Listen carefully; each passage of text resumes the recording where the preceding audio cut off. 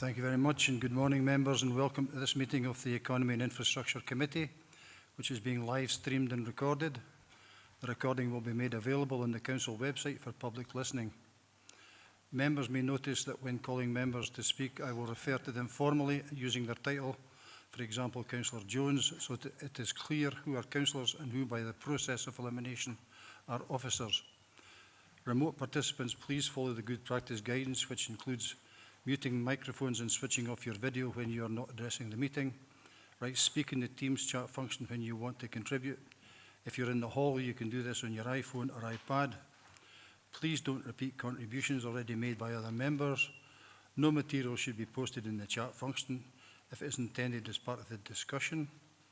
The usual standing orders apply, including that any votes will be undertaken by roll call. If any member has to leave the meeting, please either leave the Teams meeting for that period of time or write leave in the Teams chat function and then join when you rejoin the meeting so we can keep track on whether the meeting is quorate. All members should speak clearly, taking their time speaking directly into the microphone when making contributions. When referring to reports, please provide reference to the relevant page and paragraph to allow everyone to follow.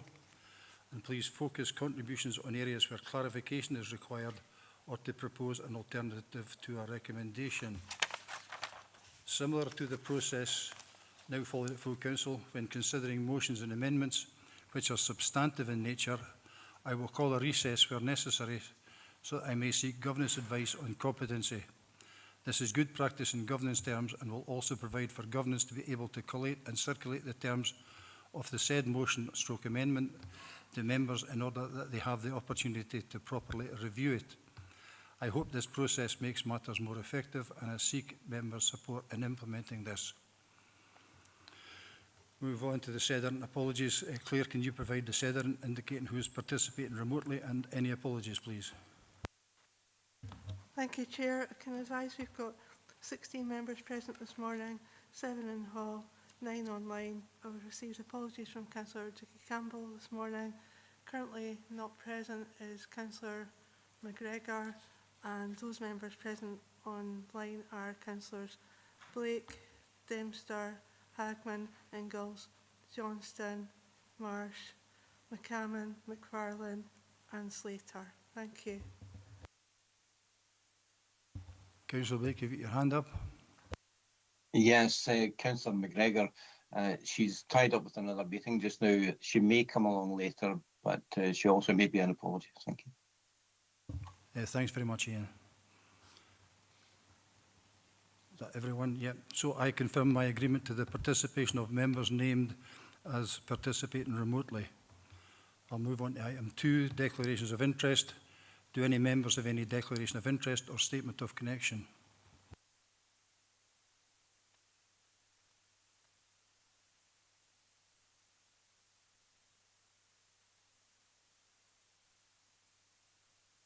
No, in that case then I'll move on to item 3, the minute of the previous meeting, which is for noting.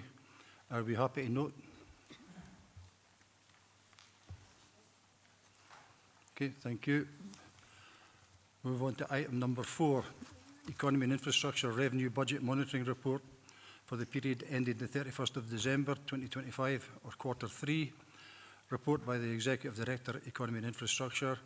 The report provides members with an overview of performance against budget for the period ending 31st December 2025 for Economy and Infrastructure, outlining the key financial risks to the projected outturn. Tam Alder and Chief Officers are available to take any questions on the report. Is there anything you want to add at this moment, Tam? Nothing to add, Chair. Thank you. Thank you very much. So I'll move straight to questions. Councillor Dashper. Thank you. Thanks for the report. I'm looking at 4.3, page 90, in relation to the overspend in property estates and programmes and repairs and maintenance and such. And it says that the budget for that was fully committed by the end of December 2025. That's a really tough position to be in, clearly. And I guess I'm wondering, what is the sort of approach to, you know, the community when the community are asking for repairs to council buildings and such, but, you know, we just can't schedule them because we don't have the money. How do we engage with them on that? I'm aware of one location in my own ward where they've been told that their community hub won't be fixed until April, when we enter the new financial year and there's more money in the service. So could you just elaborate on that for us? Thanks. Karen? Yeah. Thanks very much, Chair, through yourself. Thank you, Councillor Dashfer.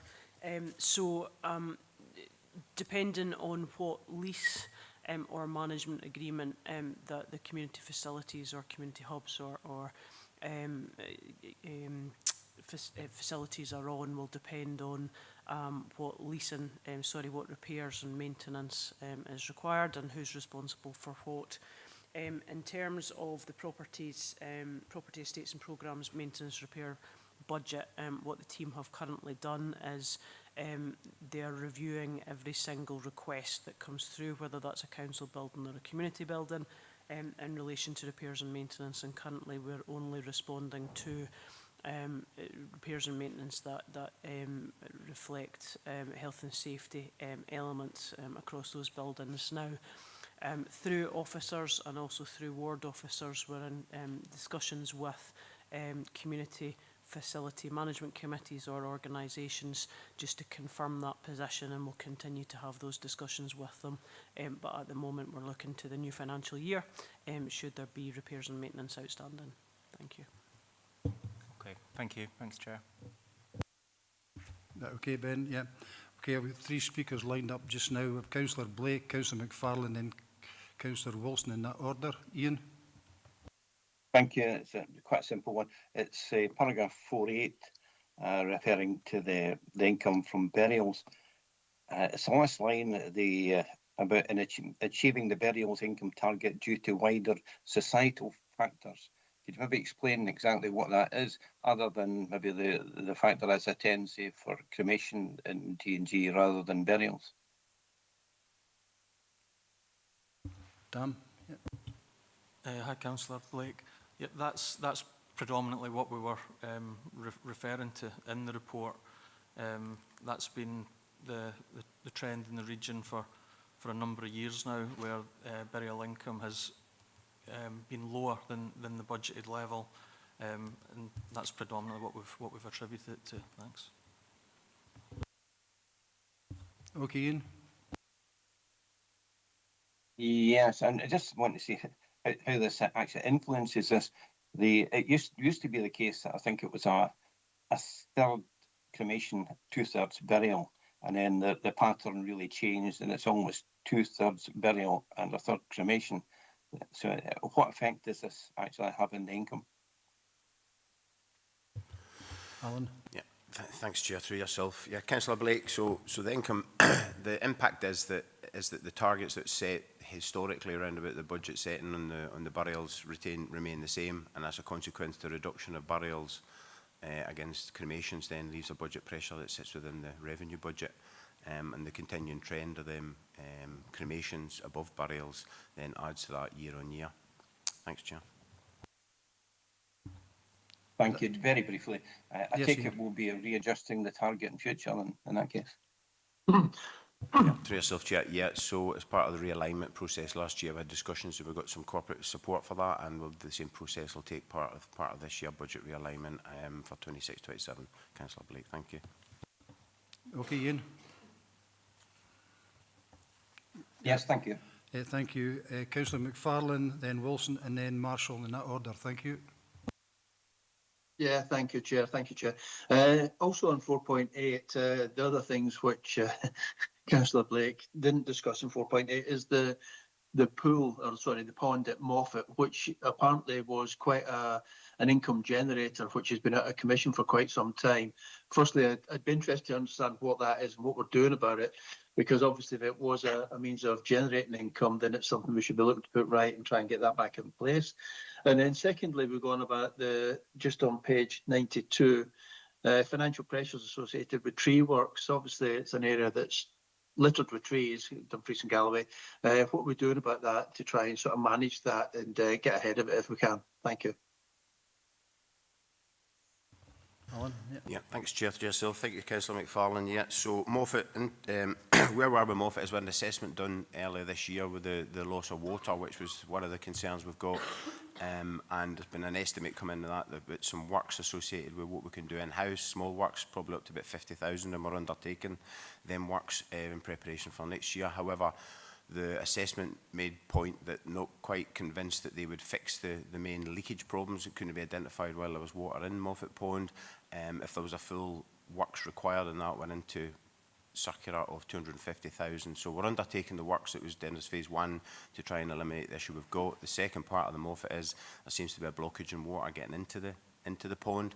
So we're putting measures and speaking to SEPA currently at the moment regarding that to look at if we can potentially take water out of the Nearside River from that, but that's a bit of an issue for SEPA depending on the volume.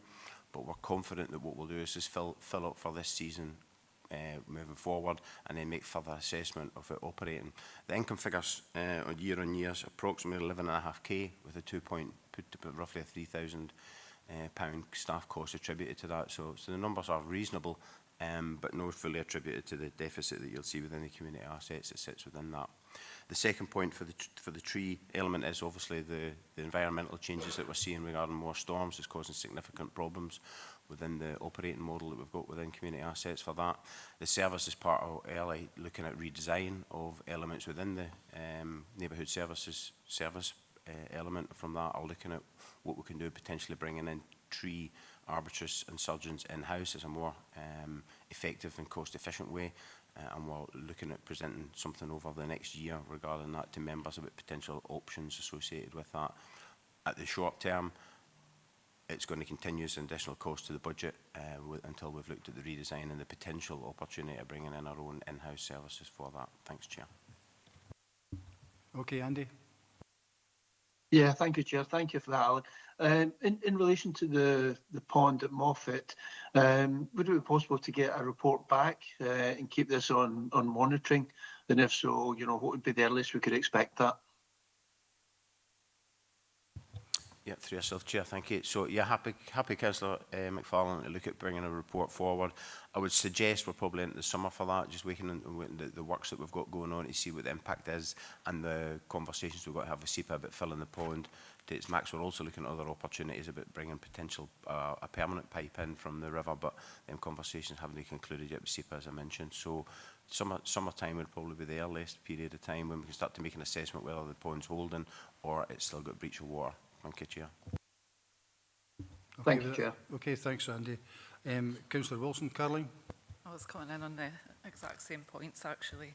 So we'd appreciate a report coming back on the boat pond at Moffat, because it is a massive issue for the people of Moffat. The only other point I wanted to raise was on page 97, and it's about the removal of the lay-by bins. I know we're achieving the full year saving, but I'm just looking at the budget template that was put forward last year, and it does mention about large capacity funnel bins and signage, which I'm just looking to see if that's actually been done.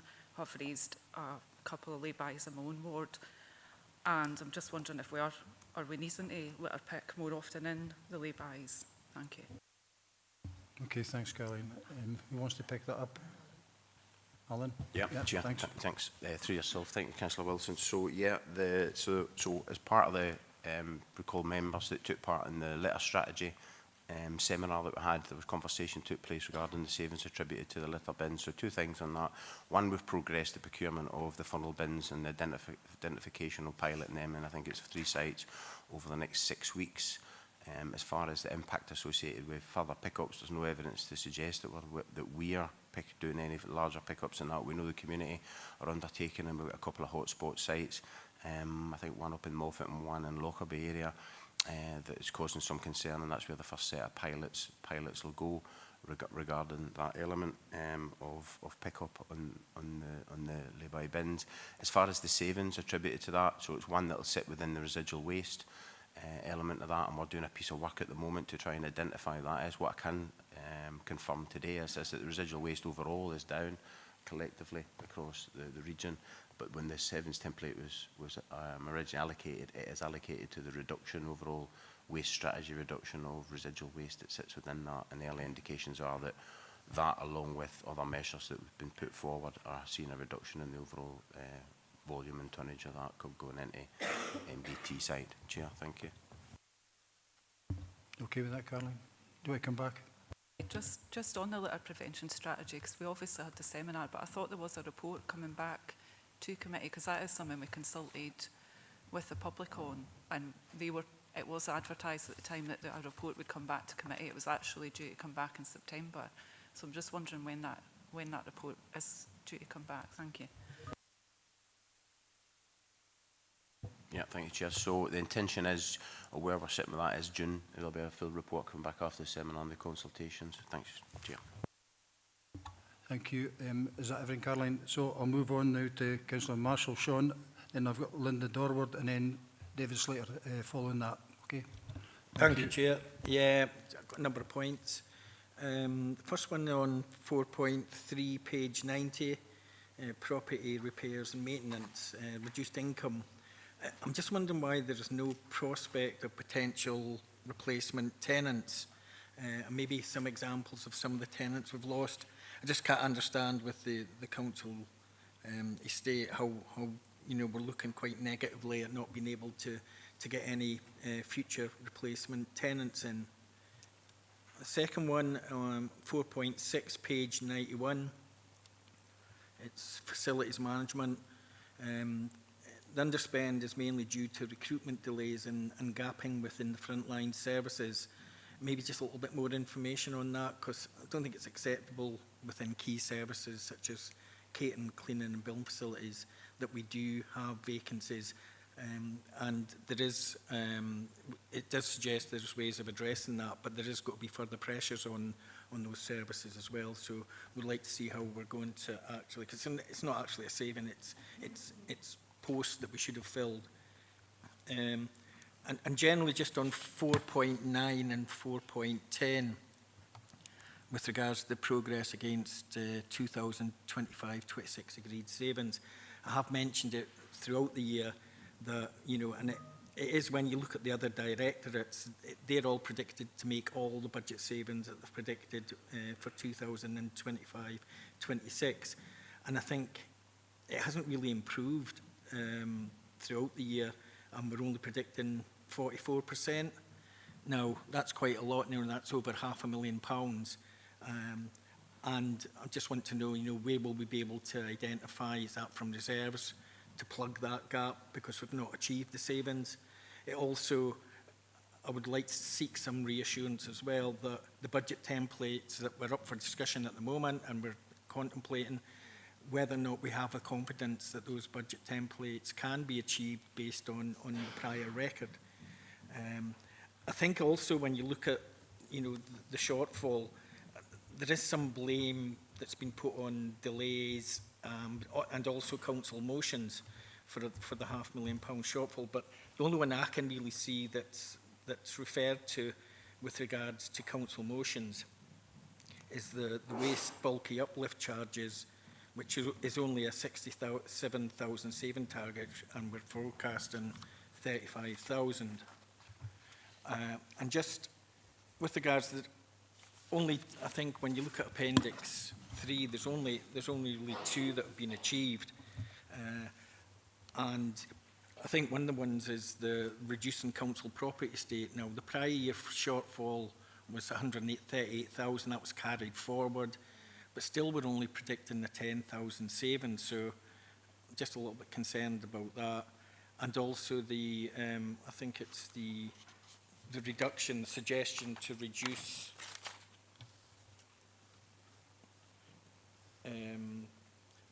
reduce the budget savings target for co-locating services. That's at page 92, 4.11, for 2026-27, from 100k to 50,000. Just really an explanation where those extra savings will be achieved elsewhere within the council. Is that you, Sean? Yeah. Thanks. That's Okay, there's a number of questions there, and I'll take a round of officers in turn. Lisa, do you want to go first? Thanks, Chair. Thanks, Councillor Marshall. So I'll kind of answer it in broad terms and then happy to hand over to relevant officers for some of the more detailed positions. So you obviously referenced the fact that the figure hasn't changed in terms of the committee reports, and you're right, the 44% achievement was the same in November, but that is because we're projecting where we feel we'll be at year end. So for me, the fact that our projection in November and earlier in the year in terms of what we would be able to deliver has remained pretty much unchanged is a good sign in terms of our ability to project what we're going to be able to deliver. In terms of the 8 savings that are listed in that template at Appendix 2, 2 of those are savings that were prior to last year's agreement, so 6 of those were agreed at last year's budget setting full council. 2 of those have been impacted by a motion, so you've got the bulky uplift charges, but you've also got the NNDR one as well. That were impacted in terms of the pace that we could deliver those at. And the NNDR one particularly, because of the seasonality of it, has had quite a significant impact in terms of the kind of outcome, if you like, for the end of this financial year. But those ones will be delivered ongoing. We're confident that that's deliverable from next year in terms of seeing that full year impact. And then, as you say, there are 2 from last year that were agreed that have taken longer for us to progress than had anticipated in terms of our projection. They are funded through the corporate fund because there is an acceptance that there's times when things can't be delivered as quickly for I guess, external reasons for some of those than is originally projected. So it won't cause an impact on E&I, but we're really clear as our corporate finance colleagues that we need to ensure that they get delivered next year. And then there's 2 legacy ones, as I would refer to them, I suppose, in terms of previous years, and I'm comfortable that Karen can pick those up because they both sit within transport and infrastructure.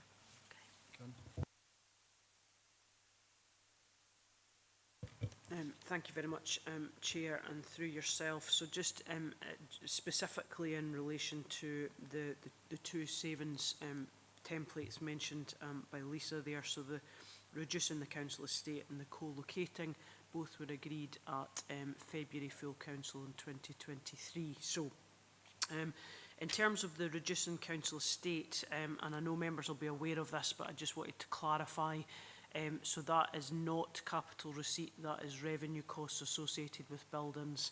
Now the team have been working slowly to achieve that, and granted we're only looking at a 10k savings towards that overall savings this financial year. However, to provide members with the confidence, we're now looking at that proactive plan to plan ahead into next financial year to ensure that we achieve the remaining savings of 128 within that budget.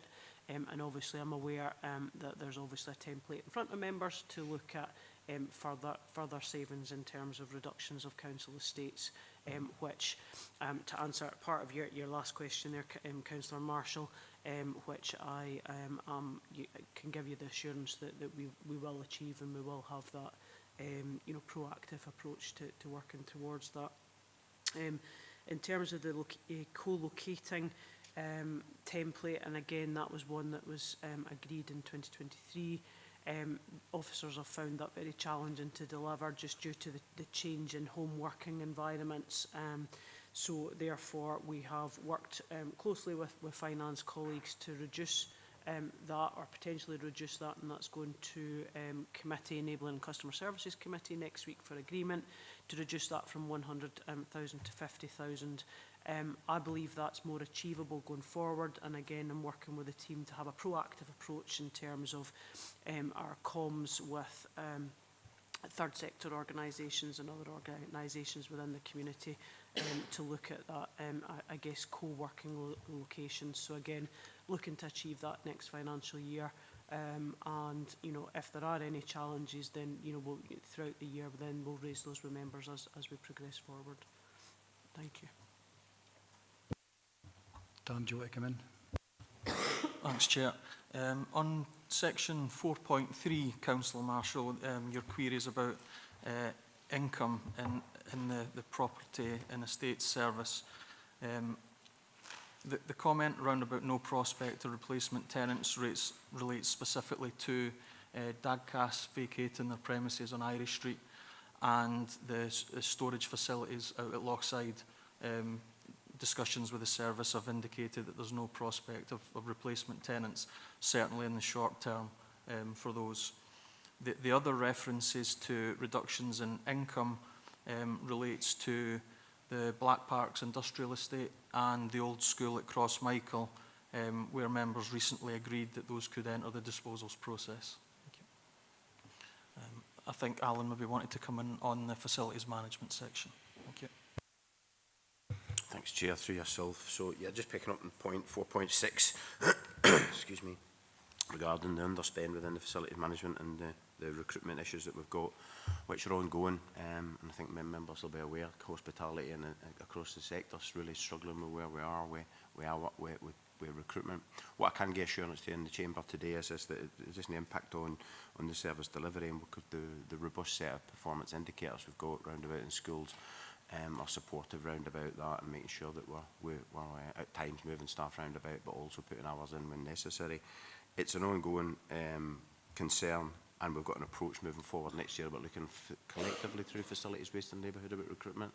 I'm going to be engaging through our marketing strategy that we've got and our people plan about how we're going to try and look at more localised solutions to this. So one of the biggest issues we've got collectively across facilities and some of the smaller remit jobs with small hours, because this is predominantly the ones that's struggling to get recruitment on, is My Job Scotland, and you know, people wanting to access that for 6-7 hours a week is a challenge. So we're looking at we're working with HR and other colleagues in OD and the marketing about how we can actually look at local advertisement around about that next year to try and get more people to apply for the post. But it's a real problem across the board, councillors, which I'm sure you're aware of, but we are aware of it, and we're trying to deal with it to try and relieve some of the pressures that we've got in there. All staff don't always want additional time on that, and the recruitment of these posts is quite critical. What I can also offer is that within that, the performance indicators that we do have are so efficient around about that we've got flexibility within that to make sure that we can put hours on the schools who are under significant pressure around about uptake, high uptake, and move them budgets round about to support them as well. If I can also pick up just on the points just for the overspends, Chair, if that's okay. So just to make point and reinforce, so then NDR and the underspends of the budget saving templates, the bulk is, it's worth noting, I think certainly since since they've been accepted and we've moved through the motions, areas in there that they've became, specifically the residual waste, the additional bins and the residual waste, it became far more complicated than was anticipated when we put the PID template forward. So just putting that honesty into the chamber, that's been one challenge that we've got.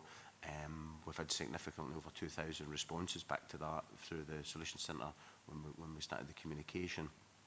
The second phase has got to become more difficult, which is actually making sure that those who haven't contacted us, but we know that they've got a second bin, presenting the bins and lifting them, which is the next phase, and I'll start to see that moving forward. So I guess for our side, we just ask members to be sympathetic around about the complexity that sits with that probably wasn't fully realised when the template went forward at that time. Thank you, Chair. Okay, Sean. Quickly come and thanks for the very detailed responses to all the questions there. And really just one little point with regards to, it's what the director said with regards to, I know that the situation at the half-year point in November was more or less the same, and that was the forecast. I think it's not unreasonable, though, to expect members to see some sort of improvement in that with half a year to go, and some mitigations and some measures put in place to try and redress the issue there. So whilst I accept your argument that it hasn't got any worse, I think at 44%, certainly me as an elected member, I'm sure most elected members would probably expect to see some sort of improvement in that. Okay, that's a fair comment. I'll move on now then. I've got Councillor Dorward, Slater and Dempster in that order. Linda? Thank you, Chair. Good morning, members.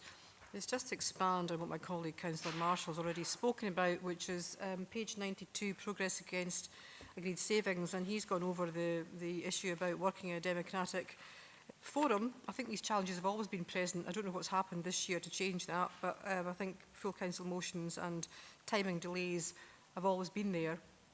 So I think, but you have given an explanation as to what these specific ones are, but I think we've had that since time immemorial in local democracy. However, I'll leave that. What my concern is in November, at the November committee, it was stated that there was no change funding identified to address shortfalls in the budget. And I think this has changed a little bit.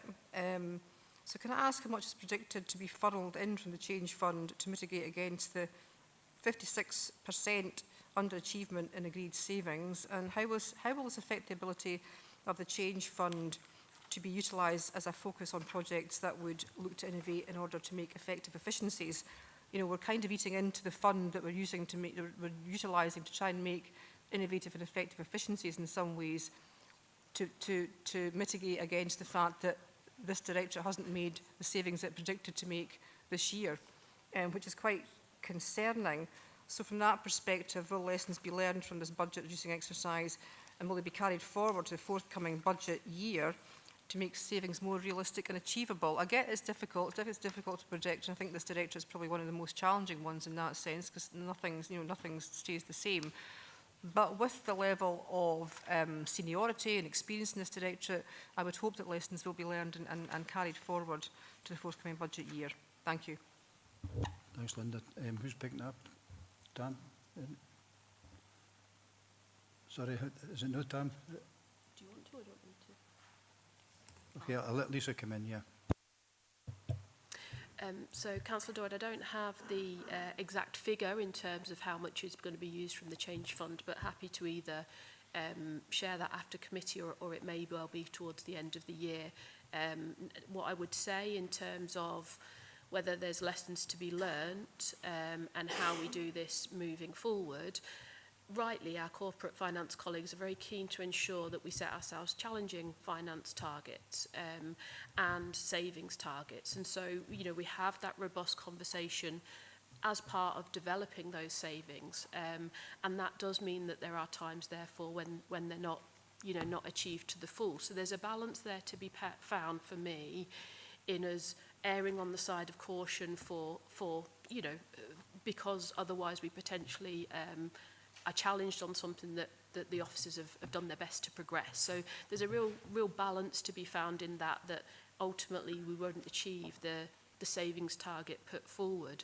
And it's similar in terms of the motion. So I think it's quite difficult for us to know what motions get put forward at the point that we're developing those savings budget templates, and therefore to know the impact. So we are encouraged, and again, I believe rightly, to develop those as though we can deliver them from the 1st of April.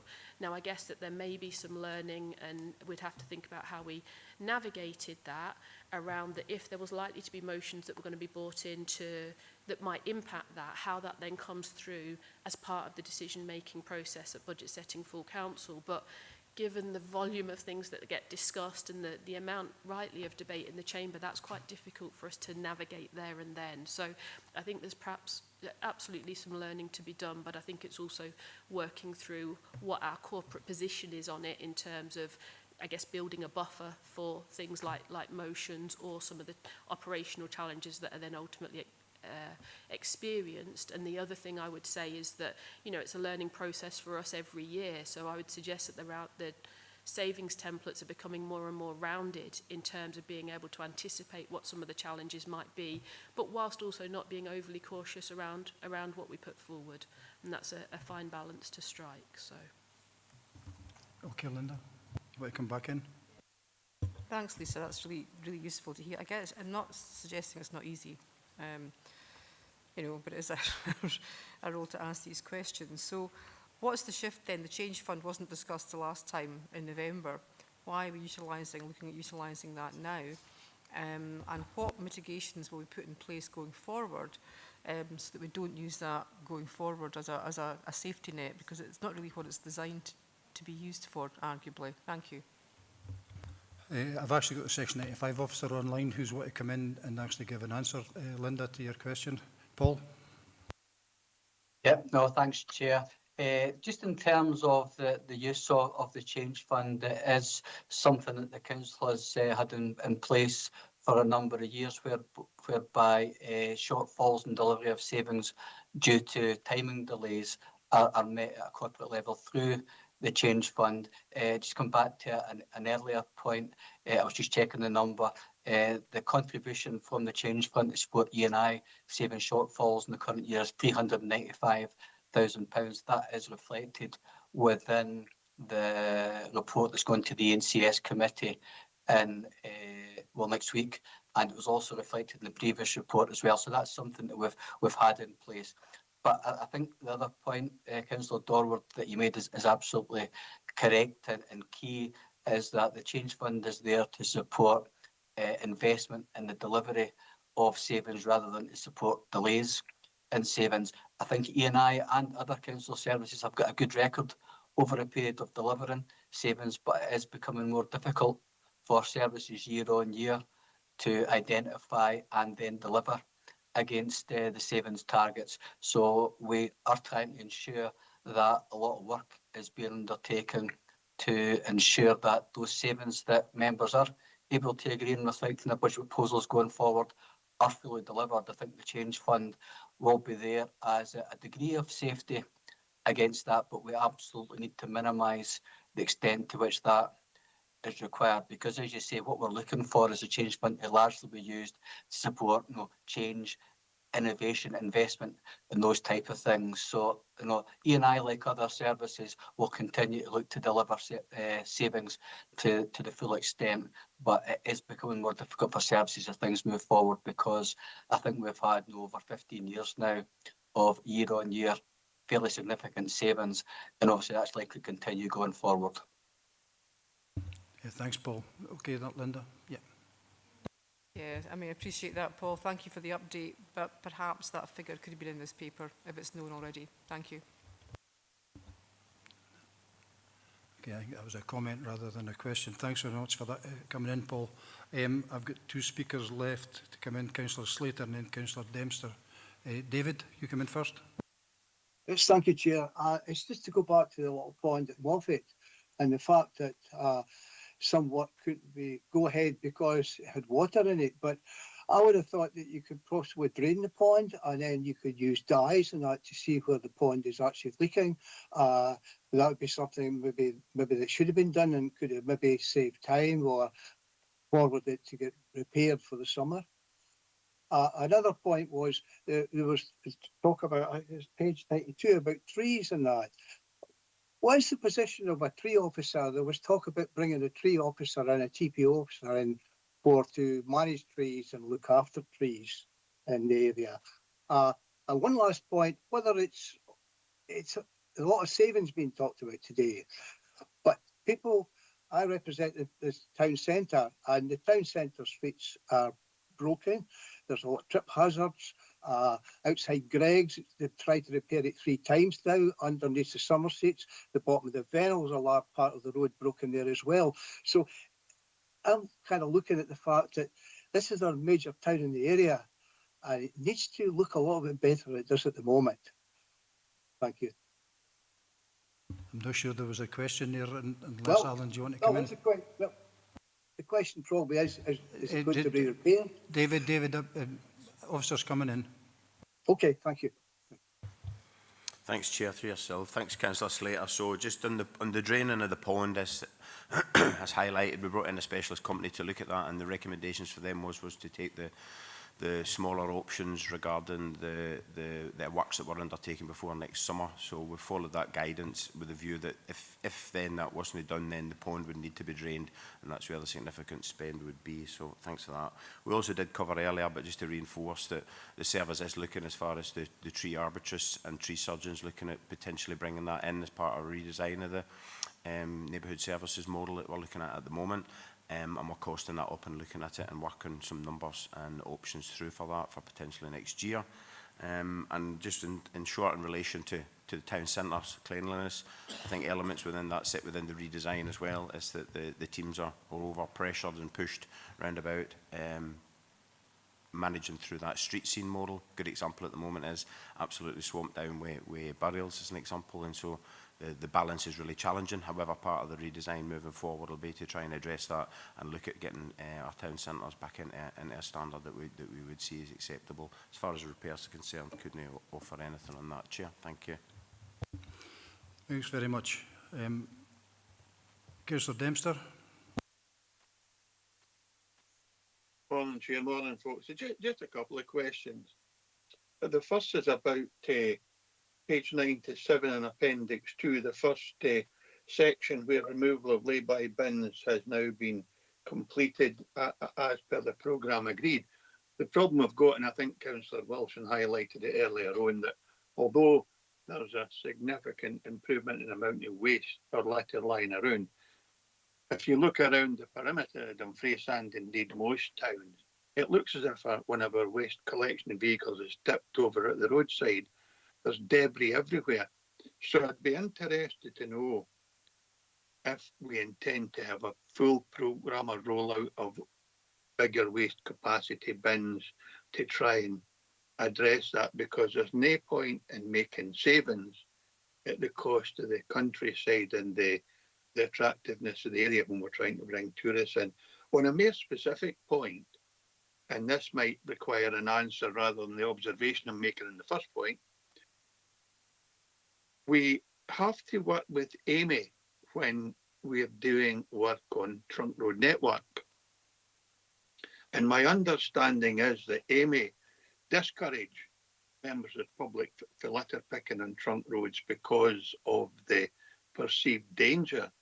So how do we manage volunteers or support volunteers doing work that will benefit the council as a whole and indeed the region and the wider communities? I'd be interested to know how we can do that, how we can achieve that, or if there's some mechanism for our staff with a limited degree of protection or an important degree of protection might have had on litter pick, because just to leave litter lying along the roadside the whole length of the region, I don't think is a satisfactory outcome. Thanks, Chair. Alan, do you want to come in? Yeah, thanks, Chair, through yourself. Thank you, Councillor Dempster, for your questions. I think so. The main one before the observations was the Amy and the working through that. So we are currently working with COSLA round about looking at trying to push this. A group of other authorities are about pushing that responsibility back to the provider, the contractor that's managing the trunk roads. And there's been a letter through the Chief Executive as part of one of the motions that was done as last year. So that ongoing communication is working through about pushing that responsibility of the verge cleaning back to the contractor, Amy or Baird, as some of the other local authorities are on the back of that.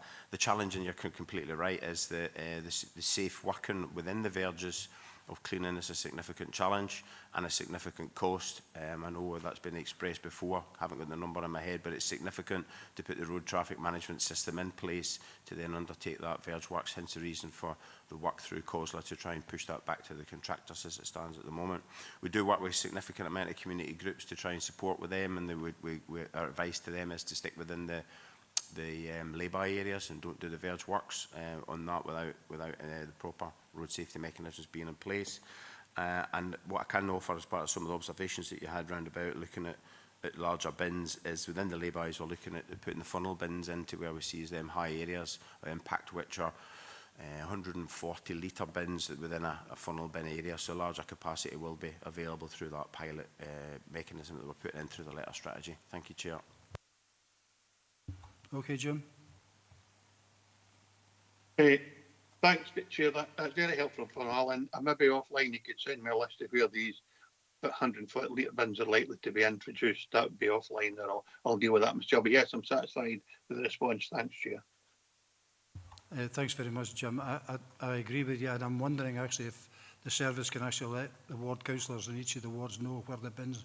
There's got to be changes so that we're aware before members of the public start phoning us about. Is that possible, Alan? So we're happy to share where we're going to put the pilots in, Chair, on the back of that. The rest will be confirmed through the findings for the pilot of the letter strategy. No problem with that. Thank you. Thanks very much. Okay, Councillor Dashper. Thanks for letting me back in, Chair. I did just want to jump in on Councillor Slater's point about trees and such. So 2 years ago, 14th of December 2023, the Council agreed a motion to reinstate tree preservation orders. Full text is agreed to reinstate TPOs in Dumfries and Galloway as a matter of importance.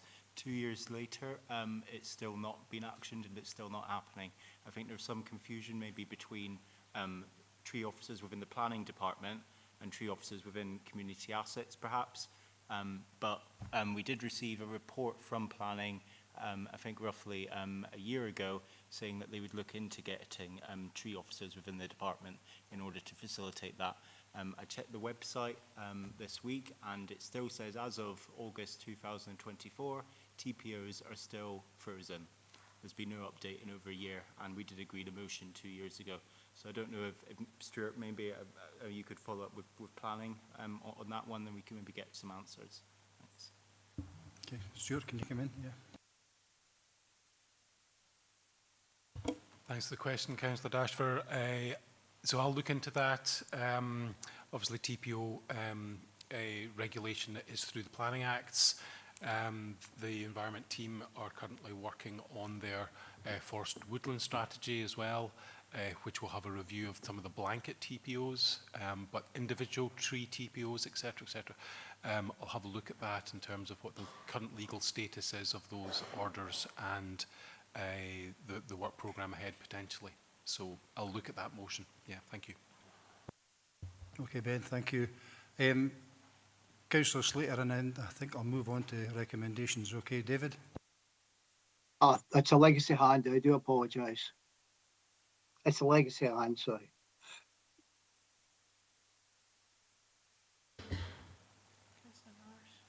Councillor Marsh? Thank you, Chair, for letting me in the last minute there. Yeah, it's two questions in relation again to the progress against agreed savings. Appendix 2 on page 97. I was just looking for slightly more explanation in regard to the co-locating saving. Why would working at home be a hindrance or have a negative impact on the ability to achieve this saving? I don't quite understand that. And could you maybe slightly further explain which economic factors are also hindering this? And then the second question relates to the reduction in the council's property estate. This saving, does that incorporate community buildings, community halls and hubs, which could be going through a CAT transfer or are currently going through a CAT transfer? And if so, do officers believe that the current policy of demanding legal fees from these transfer bodies is actually hindering the council's ability to remove these buildings from their property estate, hence why not being able to achieve their wished target? Thank you. Garrett, yeah. Thank you very much, Chair, and through yourself, thank you, Councillor Marsh, for your questions. So in terms of the co-locating, so that the template agreed in February 2023 was very much about third sector organisations, other organisations out with the council, I guess working within same buildings as council officers, for instance. Now across the board, council included, but across the board, through our key stakeholders and partners and third sector organisations, what we are seeing is more people working from home and not coming into the office, potentially in the same way as we did pre-COVID. So pre-COVID, you would generally see officers working from the office 5 days a week, whereby now and across the whole sector, public and private, we're seeing a significant reduction in working from the office. So that's what I was meaning in terms of the impacts of working from home, which is also linked to the economic impact as well. In terms of property estate savings, yes, cap through long-term leases and asset transfers would form part of that. There's a clear process that community organisations go through in order to progress that.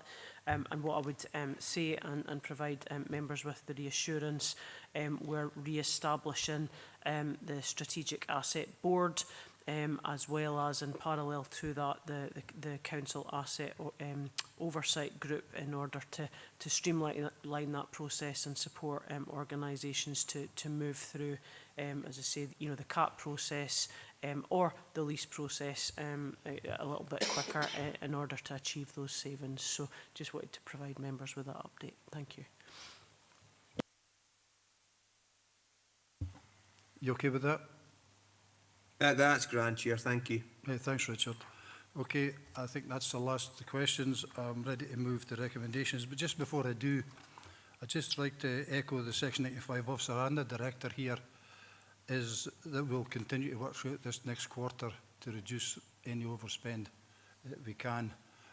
That work is ongoing and it should be taken as read. That's what's got to be happening. We're not going to sit back and just accept it as is. So I just wanted to put that on record, is that's the position of the department at this moment.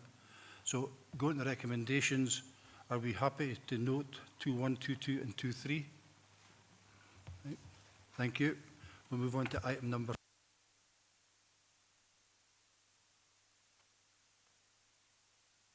number 5, the Capital Investment Programme Report, Quarter 3.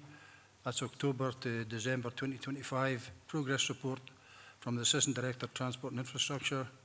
The report provides elected members with an update for Quarter 3 for the financial and programme projects within the Capital Investment Programme for all asset classes, excluding ICT asset classes. We've got Karen Brownlee here with me and Motagun to answer any questions if necessary. Have we anything to add, Karen, at this stage? Thank you, Chair. Nothing further to add. Okay, thank you. So I'm looking for questions. Paula? Thank you, Chair. It's on page 103, 4.14. It says that the tennis centre will be opening this week, actually. In fact, maybe last week. But then it says on page 135, sorry, it's 134, that the current stage is in use. So is the tennis centre open and is it in use? And if it is, unfortunately, I didn't get an invite as an elected member, so I kind of thought that's where we were going. And then just on the other subject to the autism provision, I see that we've started in some of the schools, but the two biggest areas, Dumfries and Stranraer, aren't mentioned on it. So when are we expecting the off-site autism specific centres in Dumfries and Stranraer to actually start? Thank you. Okay, thanks. I didn't get an invite either because I think the build's finished, but I'll let officers, but it's not operational yet, I think, is my understanding. But Mo, do you want to come in? Thank you, Chair. Thank you, Councillor Stevenson. So, yeah, absolutely right, Chair. The construction work are completed, so the contractor handed over the building to the council. But as you know, the building is operated by a third party, so at the moment there is ongoing discussion between the council and that third party just to renew the lease, because the lease is for King George V, just now to include the tennis facility in the lease, and that should be operation as soon as possible. I'm sure leisure colleagues will, once that is in place, will make members aware of things. In terms of, we made the facility available whenever they were, I think, training or for the funders and just to have access to it, but I will be fully operational once that lease is functional, is signed, basically. I don't know if you want me to pick up in the autism as well. So members agreed to a transfer of 2.4 million for the asset class, while the two you mentioned, councillors, they will have to go through the gateway process just due to the size of those projects. And once they've been through that process, they will, if they are approved through the oversight group and CIPB, they will be in members. They come to members' approval, of course. Thank you. Okay, Paul. Yeah. Do you want to come back? do we have, I suppose it'll not really have anything to do with you, Mo, but it's just to know when this is opening. This was a big thing for our community. Thank you. To your chef, sure.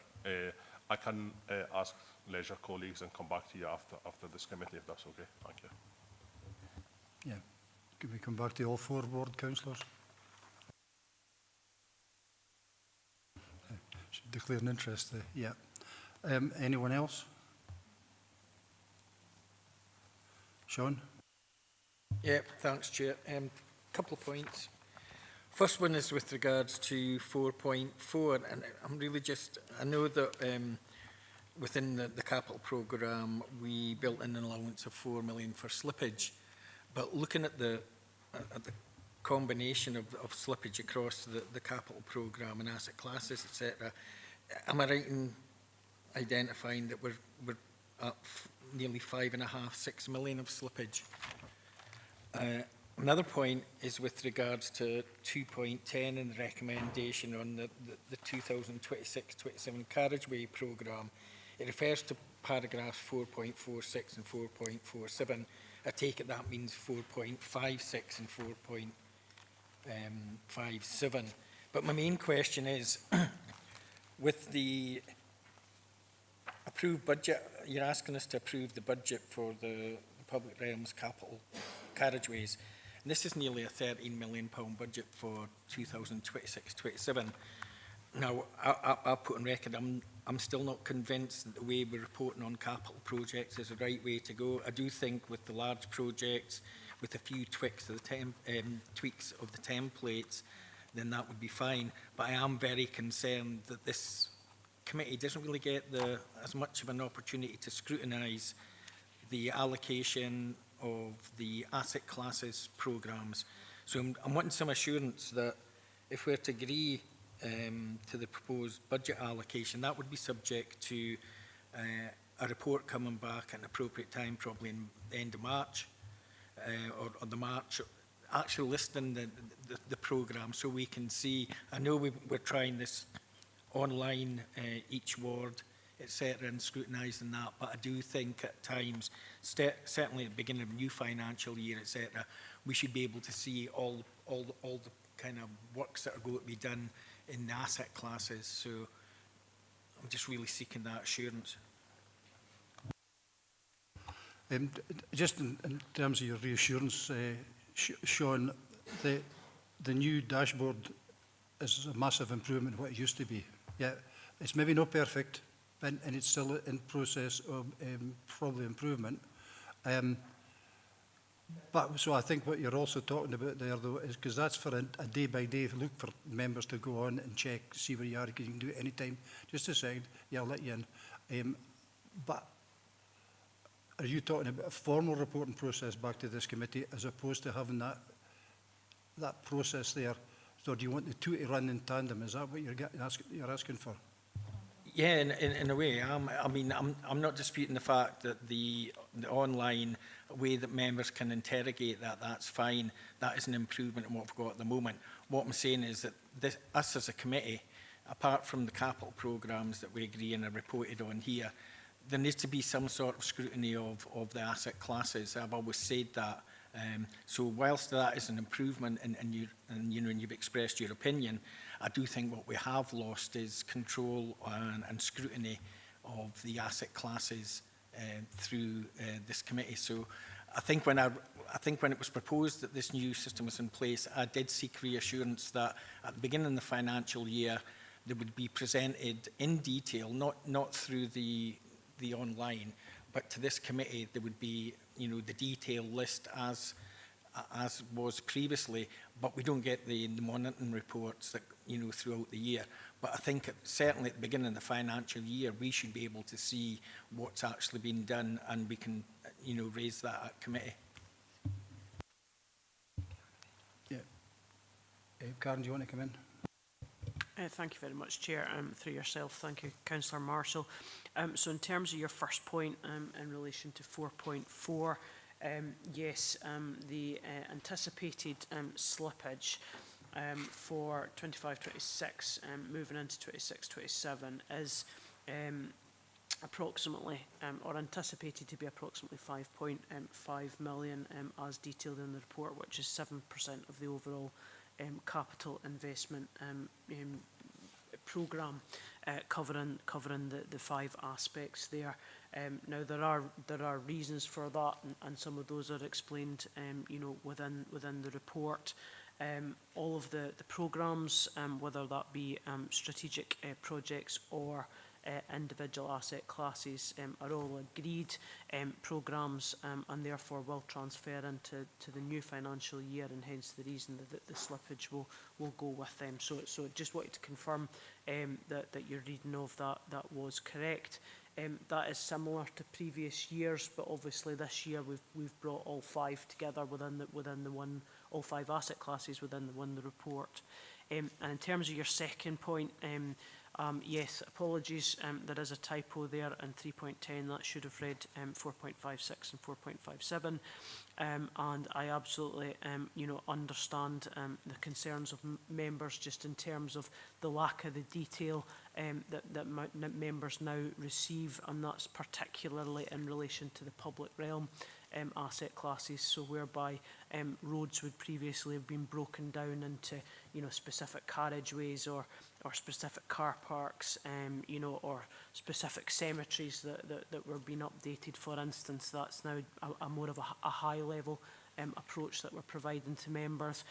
What I would say is through the dashboard that you receive, there will be an individual breakdown in there for each of the projects within particularly the public realm, but all asset classes.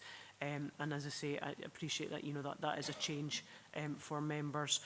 In terms of the roads specifically, and in terms of, you know, the carriageways, which are mentioned in 4.56 and 4.57, that is based on the roads prioritisation, and we'll be able to provide further information to members through the seminar in terms of the Fix My Street seminar on Friday this week, and we'll provide a recap in terms of what those prioritisations are. But those works programmes are directly linked to the prioritisation of the roads network. Thank you. Do you want to come back in, Sean? And so, you know, in the view of probably the director, etc., I mean, is it acceptable now that we're looking at £5.5 million of slippage? We built an allowance for 4 million. One of the things of the new council structure was promised that there would be a better way of dealing with capital projects. It might be too early yet, but it's certainly not a trend. The trend's going the other way with regards to slippage. That is concern. In relation to, and what I'm hearing from Karen is, yeah, everyone's on the dashboard, etc. But again, my concern is, and I think we did say that, you know, we would review the new way of reporting, and I would welcome that sooner rather than later, because I do feel that as an elected member, I now have no say in any of the asset classes. There was limited say what we had in the past, but we don't. I asked at one of the workshops, can we have a breakdown how each directorate actually selects its prioritisation, or what the scoring mechanism is for actually projects going on each of the asset classes, and I still haven't really got any assurance. And from a one council approach as well, you would think there would be one process, but I don't think that's the case. I think each directorate decides on what's got to spend its asset classes in a different way. So what I'm hearing is that, you know, there's £13 million in those programmes, and really, unless we go on the dashboard, because although, you know, each member, and there's a board, but, you know, we look at the overall position as well. So I just feel as though we're losing control or say, and we'd have no recourse to actually question the programme, you know, because a lot of us will have been lobbied by people in our ward about certain projects, but there doesn't seem to be any way elected members can actually feed into that process, and it seems to be getting worse. Lisa. Thanks, Chair, and thanks, Councillor Marshall. As you say, I appreciate that it is something that you've raised previously, and I guess my ask at the time was that we allowed the new process to bed in and see whether that improved anything, particularly, you know, the populating of the dashboard. I appreciate that that doesn't allow kind of scrutiny within committee. And currently, you know, that was a work in progress where we hope to see more of that being populated from April, which will give members the information they need. In terms of reviewing this approach, we've got that planned in for sort of April to June next year, this coming year, sorry, this coming financial year.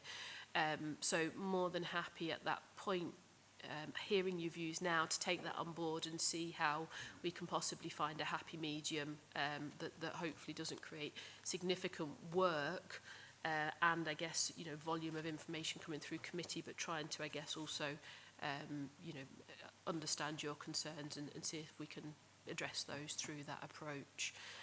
In terms of the slippage, so for me, yes, we have an element built in, but it's fairly standard and normal to have, you know, 7% slippage is not a concern in terms of the volume of capital reports. As you say, the new capital approach will take some time to bed in. You know, ultimately that may improve, but 7% isn't a significant concern on the volume of projects that we're talking about and some of the, I guess, factors that we have to consider. That's why every year members are asked to sort of, or are made aware, I guess, of that slippage. But I'm confident that the new process is providing the oversight needed to ensure that, you know, programs are progressing at the pace that we would expect. Okay, Sean, yeah. I've got 3 people want to come in now. Councillors Hagman, Dorward and Marsh in that order. Katie? Yeah, thank you, Chair, and good morning, members. Page 104, page 138, the White Sands project. Obviously, this has now been agreed and the project has moved forward, which is really welcome news across Dumfries.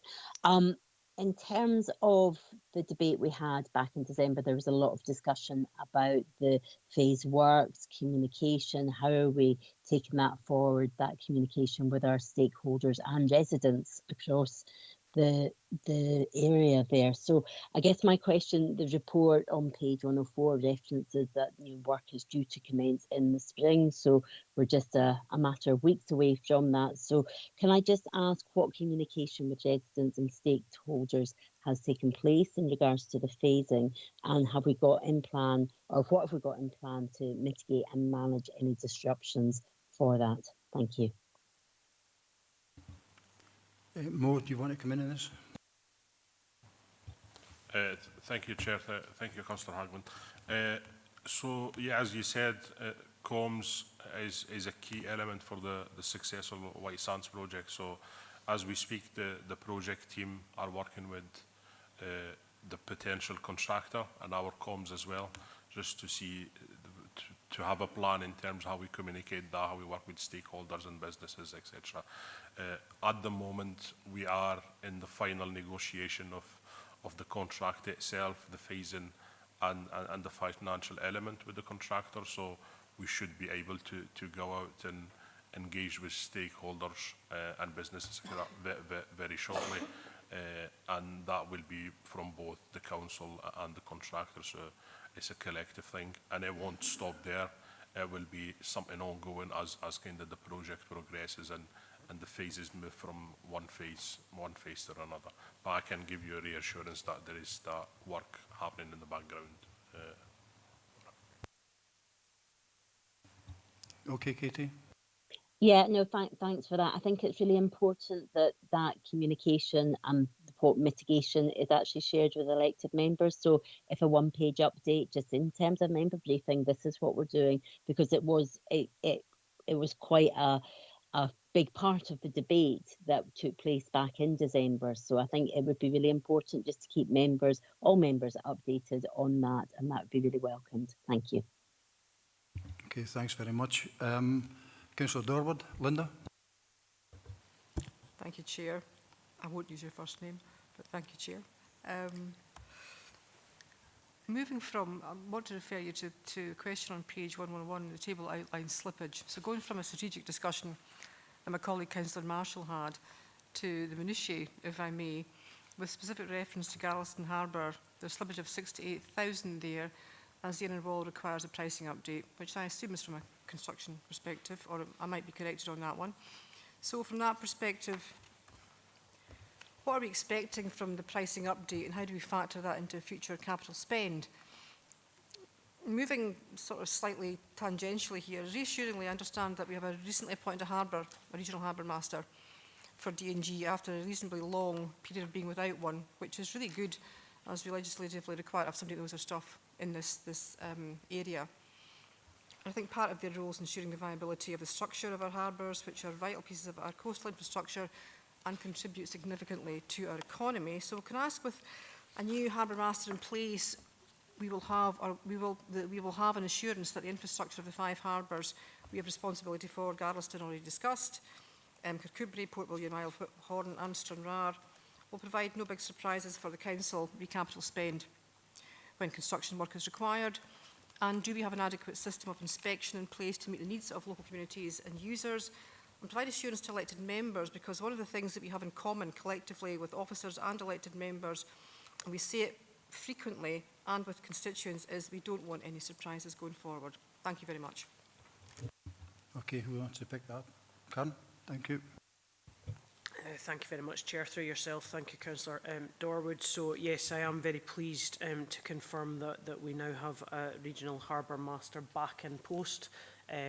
Paul was a previous employee who has now come back to join us. So we're very pleased about that, and that will give us that consistent and way forward in terms of developing the harbours. I missed your first comment, so I'll come back to that. But just in terms of the 5 harbours going forward, so the harbour teams across the 5 harbours do daily, weekly and monthly inspections. However, what I would confirm to members is they're not intrusive at this current time. Now, the work that we are doing, the E&I committee are aware of, the work that we're doing in terms of bridges and structures going forward, we're looking to build in I guess more detailed inspections of harbours going forward, and we'll be able to report back to members in relation to that.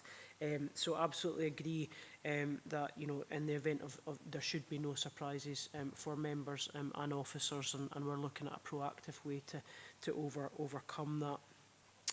Councillor Dorwood, if I could go back to your first question just in relation to Garlaston. I didn't quite pick that up, please. Thank you. It was at the beginning, then I went off at a tangent, so I appreciate that. Basically, it's quite a simple question. There's the £68,000 of slippage, as in a wall requires a pricing update, which I assume is from a construction process. So what are we expecting from the pricing update? Do we know? Again, with the no surprises caveat, and how do we factor this into future capital spend? That was it. Thank you. Thank you very much for that, Councillor Dorwood, and apologies. So it's the engineering team that are doing some work for the harbours team to look at the specifics in terms of requirements for the Garlaston inner wall repairs.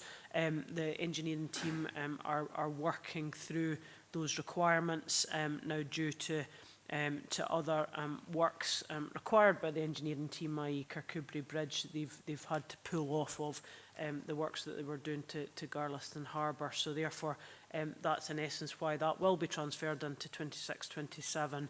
And by the end of that work, we are hoping to understand the work required. Sorry, lots of work's going on there, but the work required to the Garlaston Harbour wall. At that point, we will have an anticipated cost, and then we'll be able to consider that through the existing public realm budget as it stands at this current time.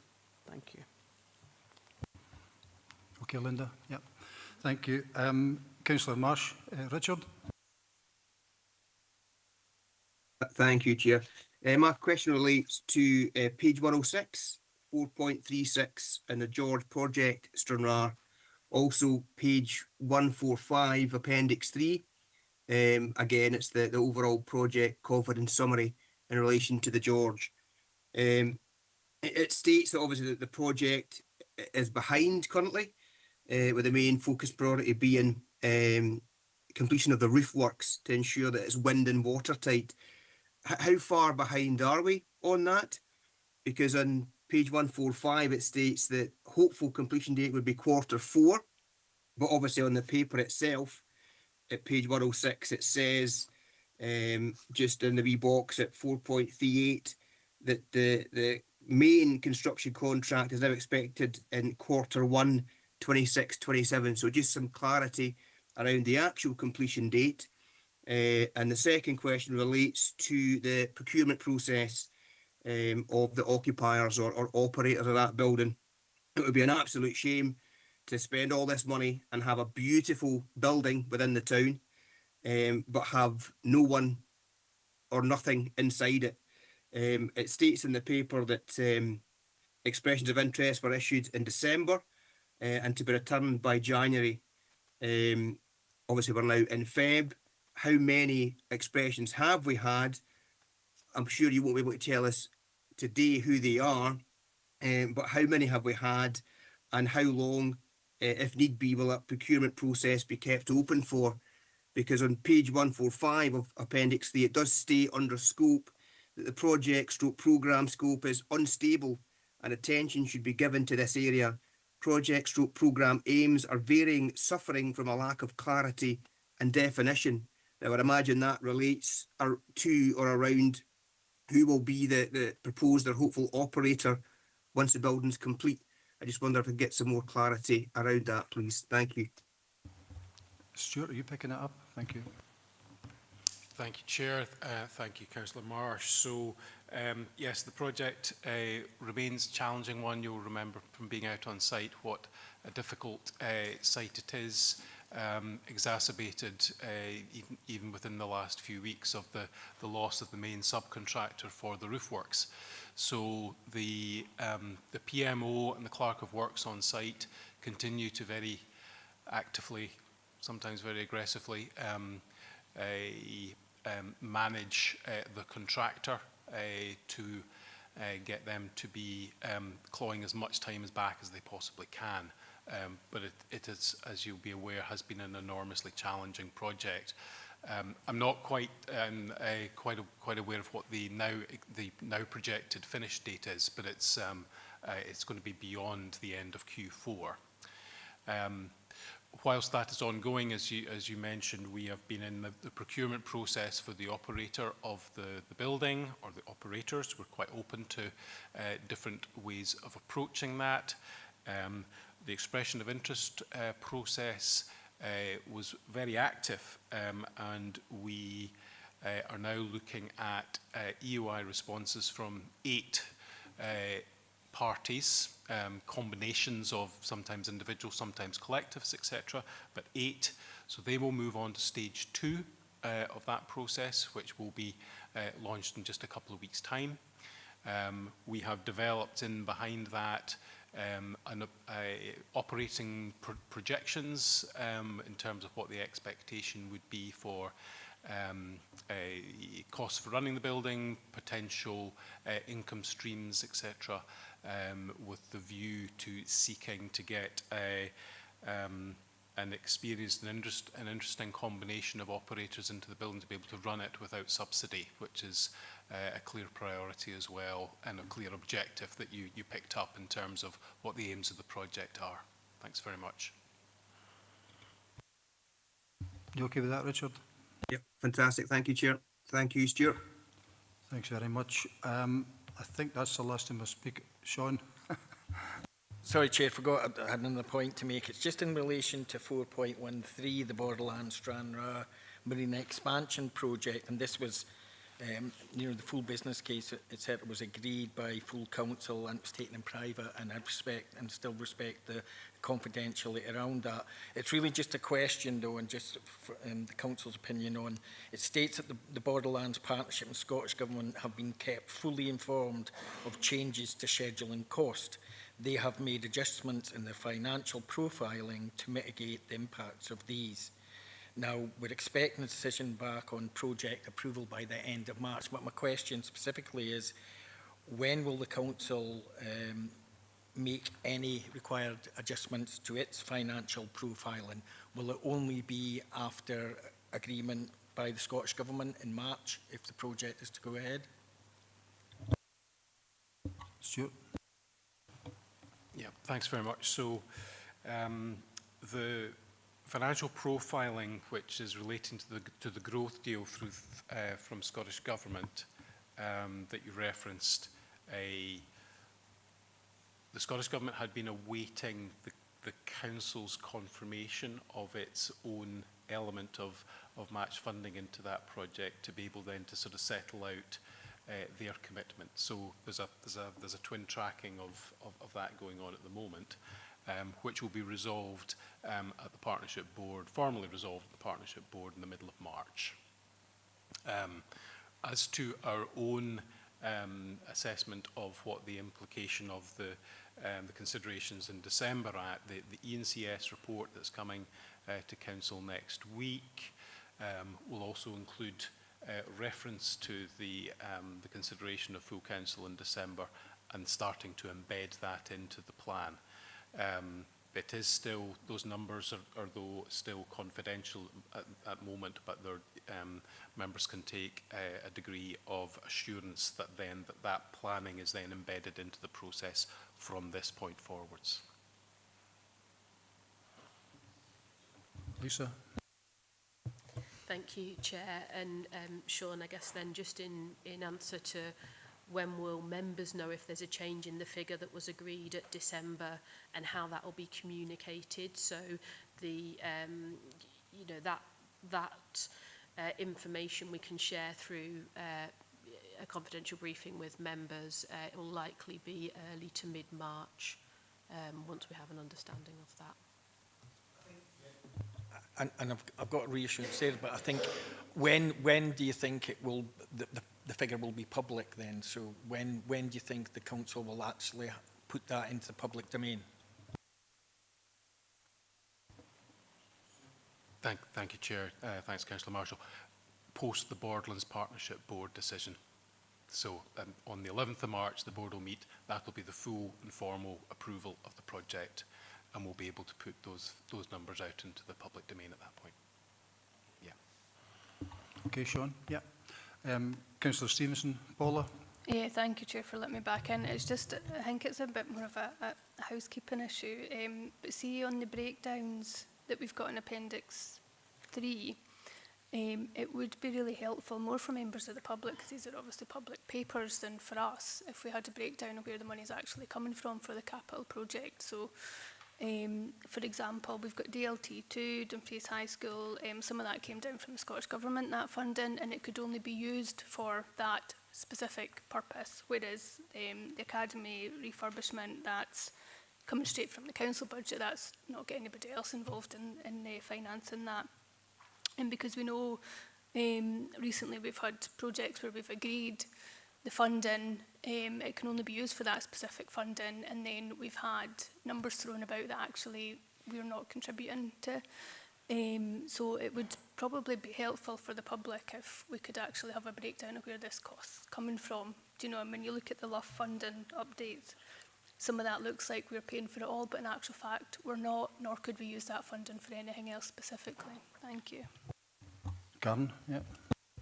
Thank you, Chair, through yourself. Thank you very much, Councillor Stevenson. Yeah, absolutely, and you know that's a fantastic suggestion, and we'll look to pick that up as a team in order to, I guess, to highlight that within each project within Appendix 3. No problem. Thank you.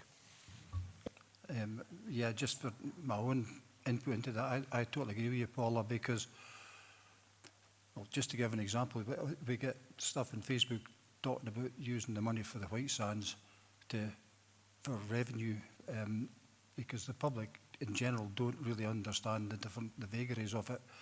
It doesn't mean it's complex. I've been doing this now for this is my third term, and I'm still at times getting my head around about it. So you're absolutely right, and thanks, Karen, for that. So if we can make it clearer, then yes, by all means, we'll make it clearer.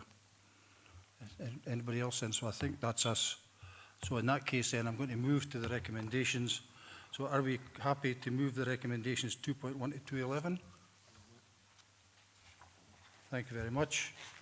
We'll move on now to item number 6,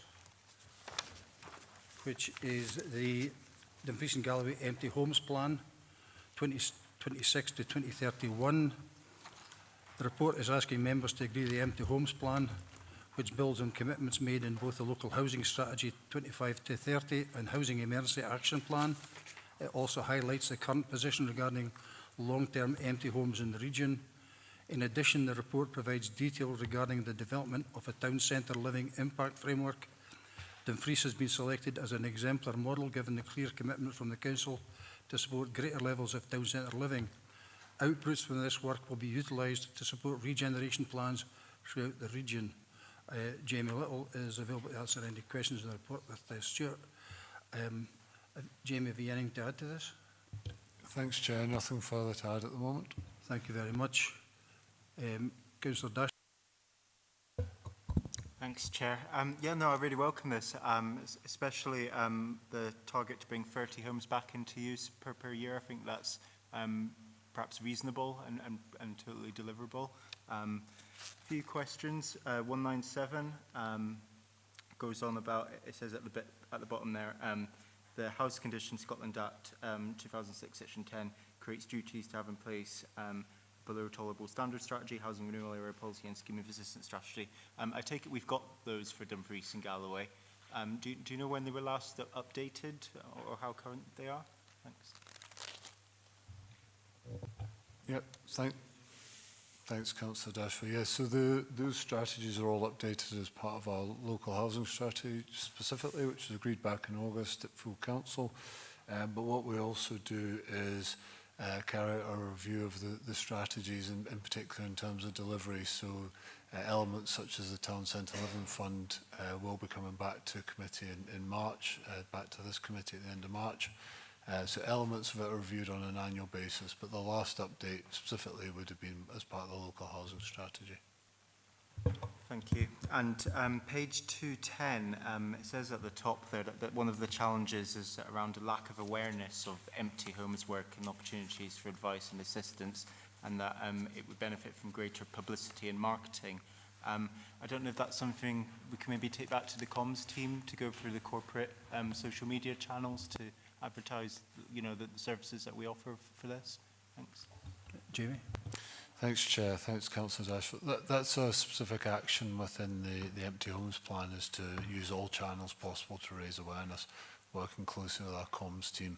There has been a press release issued specifically for the Empty Homes Plan just last week, but we'll be ongoing that just to highlight to people that there is support and advice there available from the Council, particularly with the recruitment of a new Empty Homes officer. Thank you. Thanks very much. I think that just a comment from myself, Jamie. The comms seems to be at a high level, and the recent Facebook stuff that was put out about this paper just demonstrates it's exactly what Paula was talking about in the last item, is that the public don't fully understand the vagaries of the different budget processes. Might add, neither do I sometimes. So I think we're needing to be quite plain in our language, quite clear in our language. Exactly. One of the things that was coming out was that well, the council have got any houses, so how have they got empty houses? You know, the people just didn't get the vagaries of the situation. So I think we need to have a discussion with colleagues in comms how we've got to take this forward, Lisa. So thanks. That was just my view. Councillor Marsh, you want to come in now? Thank you, Chair. No, I very much welcome the paper and DG Council Empty Homes Plan. Clearly, we do need to take action. The Council declared the housing emergency in June 2024, and with 4% of our housing stock unutilised, I think that really approximates to about 2,800 empty homes that we could be transforming from wasted assets into productive homes. This is a really important paper. I just want to make reference to the actual Appendix 1, the plan itself in Section 5, where it talks about challenges and barriers to this plan and challenges to the council bringing, you know, some of this 4% of housing stock back to life and back into action. What it doesn't mention as a barrier or a challenge, and I feel that has to be considered as a major barrier, is a designation of conservation areas and the extra bureaucracy and legislation that designation brings. We have 36 settlements within the region with that designation, and if you find yourself in a town or village in one of those settlements, the cost for upgrading, repairing or renovating your house is substantially more due to that legislation and what comes with it. The officers believe that designation, the conservation designation, is a barrier and a hindrance to us achieving, turning around the 4% of empty homes into usable houses for our residents. Thank you. Jamie? Yeah, thanks, Chair. Thanks, Councillor Marsh. So I'll probably just highlight, in terms of the advice and support we want to give to property owners, our Empty Homes Officer has just recently been put in place, and I think fortunately within the structure that we currently have within the council, particularly within the Economy and Environment Service, we're in a very fortunate position that we work hand in hand with our local development plan team. So some of those conservation area challenges that you've referred to, we'll be able to sit down with the local development plan team officers and work very closely. My understanding of the policy is that it's there really to protect the character of these areas of our settlements, and I think that's something we obviously do want to do. But there is in my experience, there is that level of pragmatism around ensuring that the properties are brought back into use.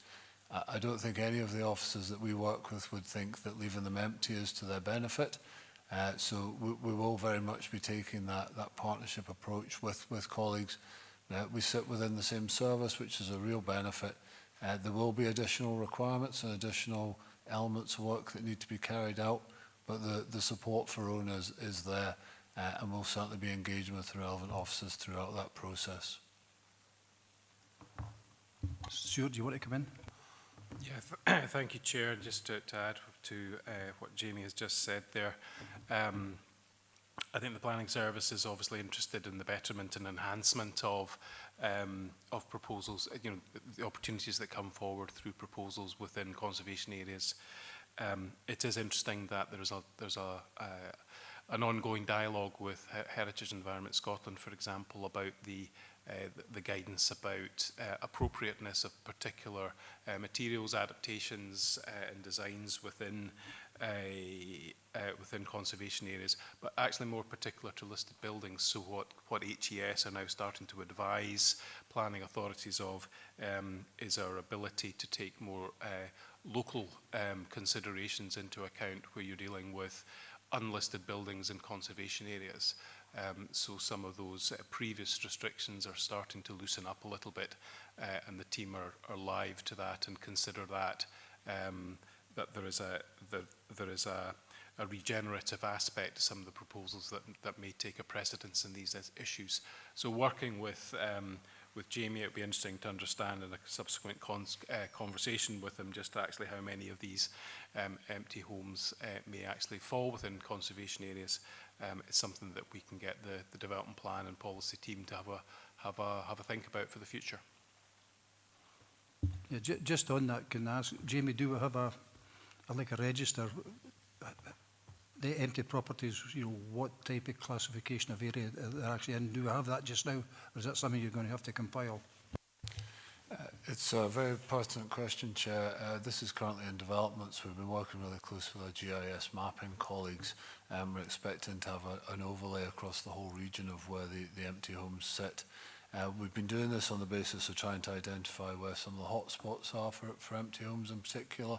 And we would expect that will allow us to overlay the empty homes with some of the conservation areas and some of the other parts of the mapping system that's also available. So if members are content, we'd be happy to, once that work's concluded, share it specifically with all the members on the committee.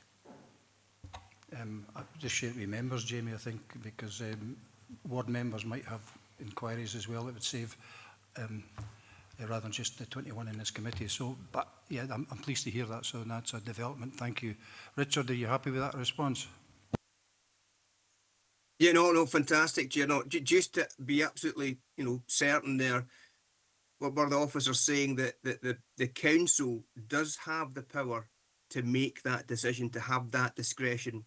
Do we have that at our fingertips, or is that from Scottish Government if we choose to maybe relax?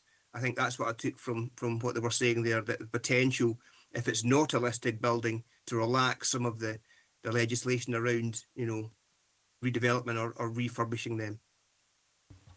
Stuart, and just going to ask that, Stuart, so if that was going to then impact on the wider conservation area, are they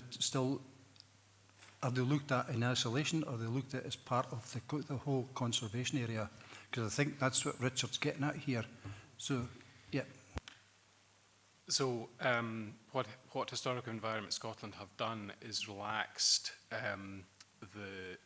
the elements that would normally require express planning consent within a conservation area. So the classic example would be the use of UPVC double glazing units within conservation areas, which has generally been an absolute no for a number of years. But where you have an unlisted property within a conservation area, what they're now saying is you can take a broader perspective and a different judgment on that, which is probably more down to the appearance and the design, the proportions of the building rather than the fundamental materials. So these are the sort of evolutions, and there's a lot of push going. Some of this is, of course, coming through because of the policy objectives for the transition to a more net zero society, and the need for better insulation, better materials, longer duration of materials, etc., in buildings. So through those sorts of lenses, changes are coming in the guidance as to how we deal with these situations.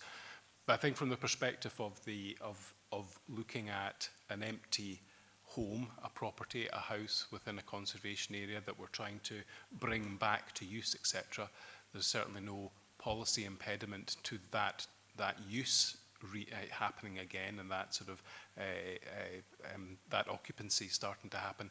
It's just around those finer details of what are the material specifications that might be required to enable that to happen. You okay? Thanks very much, Stuart. Councillor Dorward. Thank you, Chair. Thank you for the report. Always really detailed and useful. I've got a question on, it's a page 180 to 181, 4.3 to 4.6, housing supply target, which is 460 per annum, which is great. Right and proper that we have such an ambitious, I think it's an ambitious target for the region, because we declared a housing emergency in 2024 via my colleague, Councillor Stevenson.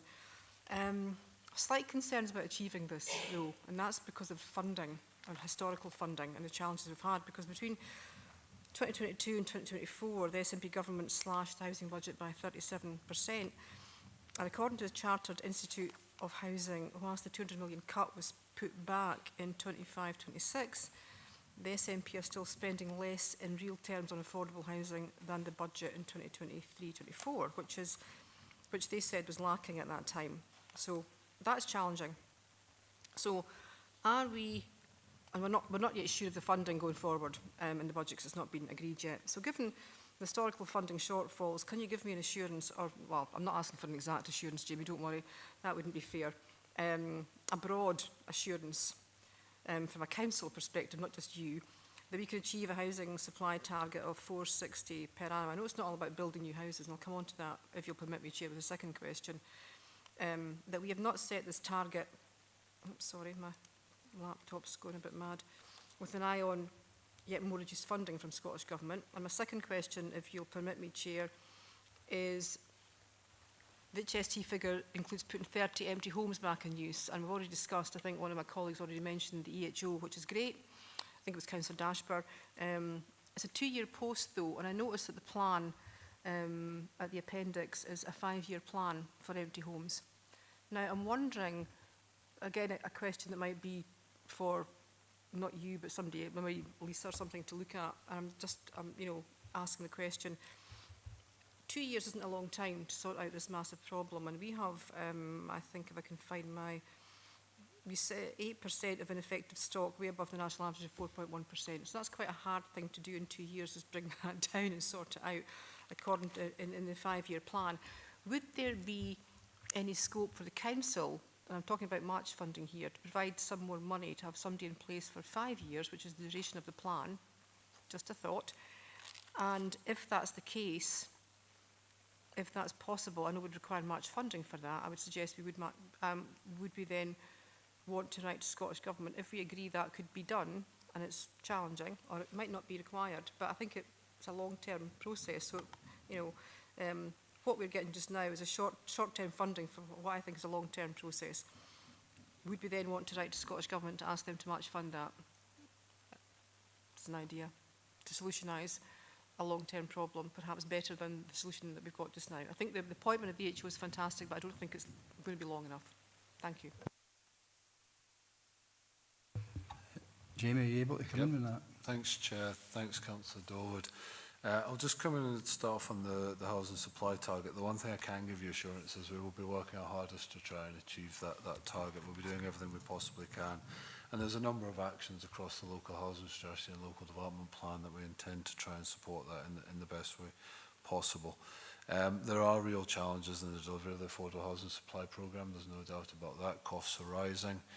We are seeking across all local authorities for more autonomy for councils in terms of how we deliver that funding, so we can ensure that we're making the most of the available resources for our region, particularly focused on delivery of local objectives. But just in terms of the housing supply target, though, it is set as it is very ambitious. We highlighted that to members back in August to say that effectively we need to see significant growth to achieve this housing supply target.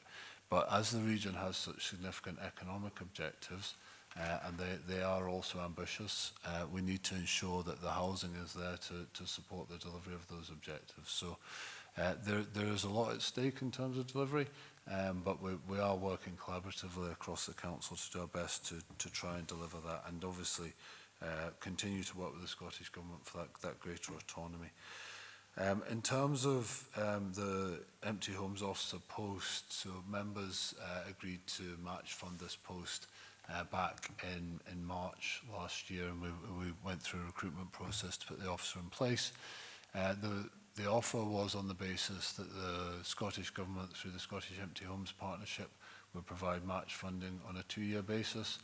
They're very clear in their aspiration, though, that councils will then look at that as a permanent fixture in terms of their positioning. So what we think is really interesting about the 2-year post, it offers an opportunity to review how much impact there genuinely is. And then at that point, we can certainly look to see if this is something that has had the desired impact, has supported the delivery of our targets, and has provided a good service for local people as well. And then at that point, there's certainly an opportunity to then review whether or not that should be a permanent fixture within the council. Okay, thank you. Councillor Marshall, Sean? Thank you, Chair. Yeah, and thanks just for that last comment as well. And I'm sure after the 2 years, hopefully, I think we're all confident that they will show a significant increase in or decrease in the amount of empty homes. So hopefully we'll be in that position where we just extend that post. Just a general comment on the report itself. I thought it was a really good report, a really interesting report, and also the plan itself. And I think the most important aspect of that as well is the action plan at the end of it. And I noted as I read through the report and the plan, most of the things are covered that I thought should be covered in the action plan as well. I think it is crucial that we have a database and we work with our revenue colleagues to ensure that that's updated on an ongoing basis. And I do think as well, as members, we should try and assist if we can as well with regards to updating that database, because we have local knowledge, and I know I've worked closely with Jamie and your team on some empty properties and Anne, and I know the work that you do behind the scenes. So I think it is crucial that, and I think the chair mentioned about how we communicate this out, because a lot of people are unaware, but even when they are being contacted directly, there still needs to be, at times, the result isn't what we expected. So we need to raise the profile of this if we're to kind of tackle the housing emergency at the moment and the shortage of housing. And I think the other kind of, so I'm really looking to see that, if members can be involved in the database. I don't know if you can break it down per ward and then, send up a regular update to members, and then we can feed into that with our local knowledge, etc. If we're aware of properties, etc. Because I think there's a common goal there. The other thing as well, and I think it's absolutely crucial and fundamental, is if we are to bring quite a lot of these empty homes back into use, I think there's a heavy reliance on RSLs. And now I know that some of them are struggling with regards to their house building, etc. But I do think it's also mentioned in page 217 that we'll explore purchase of empty homes with our RSL partners. I would probably like to see that strengthened a little bit, because I think they certainly hold the key to resolving some of these issues by increasing their stock. And there's also hopefully what the council are doing at the moment about encouraging people to come and live in the area. There's also maybe a responsibility in other agencies and public bodies like National Health Service or the local health service to look at how they can contribute towards that. But I do think RSL partners are crucial, so I'd like to see a little bit more, and probably will be developed, but I would like to see how we progress that. Okay, thanks. Thanks, Chair. Thanks, Councillor Marshall. Yeah, in terms of ward updates, we can break down the information to that level. We have that ability to do so that won't be a problem. I'm fairly sure we already have it, so it won't be a big issue. In terms of the RSLs, we've been working with them over probably the last 18 months or so, specifically on buybacks approach, and we've brought back through the Strategic Housing Investment Plan some updates to our buybacks policy.